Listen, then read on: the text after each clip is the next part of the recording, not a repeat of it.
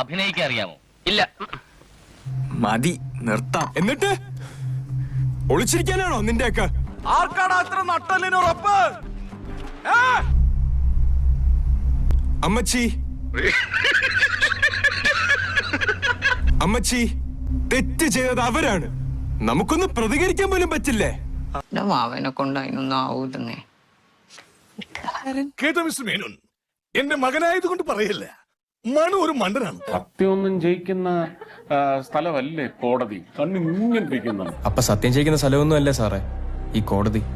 അത്ര എളുപ്പത്തിൽ എനിക്കിത് ചെയ്യാൻ പറ്റില്ലല്ലോ.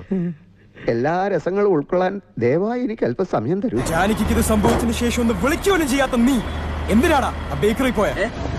ഇത് അതന്നെ എന്തിനാടാ കൊന്നിട്ട്?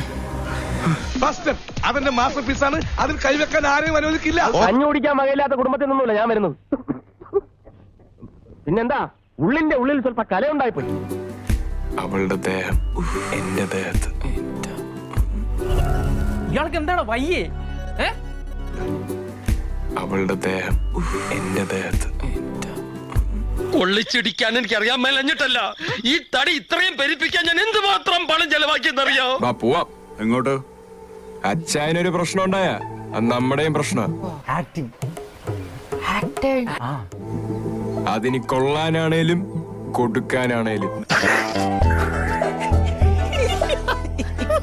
സിനിമാ പ്രേക്ഷകരാണ് എന്റെ അച്ഛനെ ഒരു സൂപ്പർ സ്റ്റാർ ആക്കിയത്. സോ അവരെ തീരുമാനിച്ചാൽ ഇവൻ നമ്മൾ നാളം കെടുത്തുന്നോണ കേട്ടാ. ഇവനെ കൊന്നാലാ? May be one day. എന്റെ പൊന്നു ചങ്ങാതി, വല്ലപ്പോഴും ഞാനൊരു സിനിമ കാണുന്നതാ, അതില്ലാതാക്കല്ലേ. വരട്ടെ, പോട്ടെ.